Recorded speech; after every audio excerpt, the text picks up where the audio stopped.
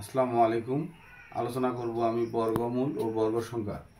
বর্গমূল ও বর্গ সংখ্যা, কোনো সংখ্যাকে ওই সংখ্যা দিয়ে গুণ করলে যে গুণফল পাওয়া যায় সেই সংখ্যাটিকে বলা হচ্ছে বর্গ বা বর্গ সংখ্যা, সংখ্যাটিকে বলা হয় বর্গমূল।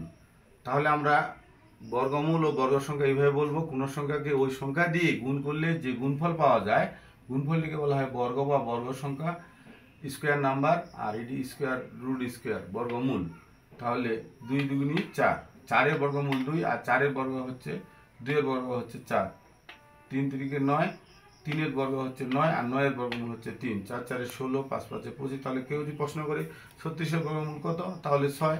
কেউ যদি বলে 6-এর বর্গমূল, 6-এর বর্গ কত 36, 7-এর বর্গ কত 49, 8-এর বর্গ 64। এইভাবে আমরা লিখতে পারবো। এই ডান পেজের সংখ্যাগুলো পাওয়া গেল, এইভাবে আমরা পূর্ণবর্গ সংখ্যা পাবো। আর আমরা পূর্ণবর্গ সংখ্যা চিনতে পারি এভাবে, আমরা দেখতে পাচ্ছি একক স্থানের অঙ্কে শুধুমাত্র 0 1 4 5 6 9 আছে, 2 3 7 8 নেই। আমরা ধরে নিব যদি কোনো সংখ্যার একক স্থানের অঙ্কে 0 1 4 5 6 9 থাকে, তাহলে ওই সংখ্যাগুলো পূর্ণবর্গ হতে পারে। 100% হবে তা না, হতে পারে। আর যদি 2 3 7 8 এই 4টি ডিজিট না থাকে, অঙ্ক না থাকে, তাহলে ওটা পূর্ণবর্গ সংখ্যা তাহলে পূর্ণবর্গ হবে না। 2 3 7 8 যদি কোনো সংখ্যার একক স্থানের অঙ্কে থাকে, তাহলে ওটা পূর্ণবর্গ সংখ্যা হবে না। আর 0 1 4 5 6 9 থাকে, তাহলে পূর্ণবর্গ হতে পারে। আমরা বর্গমূল নির্ণয় করতে পারি মৌলিক গুণনীয়কের সাহায্যে এবং ভাগ প্রক্রিয়ার সাহায্যে। এবং এখানে ভাগ প্রক্রিয়া বর্গমূল আমি দেখিয়েছি। 225-এর বর্গমূল হচ্ছে 15। আমরা সংখ্যাটা লিখব 225, ডান দিক থেকে জোড়ায় জোড়ায় ওভার লাইন করে দিব। এই যে এক জোড়া কেটে দিলাম, তারপর একটাই থাকলো যেহেতু 2, তাহলে 1-কে 1 দ্বারা গুণ করলে 1 পাওয়া গেল। আমরা এমন সংখ্যা এখানে বসাবো যা ওকে গুণ করার পরে 2-এর থেকে ছোট হবে বা 2-এর মিলে যাবে। তাহলে 1-কে 1 দ্বারা গুণ করলে 1 হইল, 2 থেকে 1 বাদ দিলে 1, 1 জোড়া নামাবো। ভাগের ক্ষেত্রে আমরা একটা সংখ্যা নামাই, এই ক্ষেত্রে 1 জোড়া নামাবো।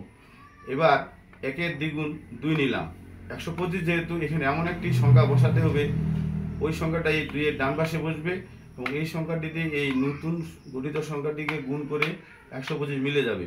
25-কে 5 দিয়ে গুণলে 125, তাহলে আমরা বলতে পারি 225-এর বর্গমূল 15। আমি আরেকটা সংখ্যা নিচ্ছি এখানে 1296। তাহলে আমরা পূর্বের নিয়মে ডান দিক থেকে জোড়ায় জোড়ায় কাটলাম, 1 জোড়া 2 জোড়া। তাহলে আমরা এখানে 3 বসে 3 3 9, 4 বসাতে পারবো না, 4 4-এ 16 আছে 12। তাহলে প্রথম সূত্র হচ্ছে সংখ্যা যদি অনেকগুলো হয় তাহলে ডান দিক থেকে জোড়া জোড়া করবো, শেষে যদি একটা থাকে বাম দিকে, তাহলে একটার ক্ষেত্রে একাই থাকবে। তাহলে 3 3-কে 9, 12 থেকে 9 বাদ দিলে 3। এই ক্ষেত্রে আমরা 1 জোড়া সংখ্যা নামাবো বর্গমূলের ক্ষেত্রে। 3-এর দ্বিগুণ নিচ্ছি 6, এইখানে এমন একটা ডিজিট সংখ্যা বসাবো যা এই 6-এর ডান পাশে বসবে এবং এই গঠিত সংখ্যাটিকে এই সংখ্যা দিয়ে গুণ করলে 396 মিলে যাবে বা কাছাকাছি। আমরা 6 দিয়ে দিছি, তাহলে 6 66 396।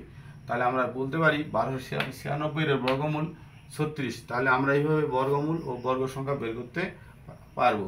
সবাইকে ধন্যবাদ।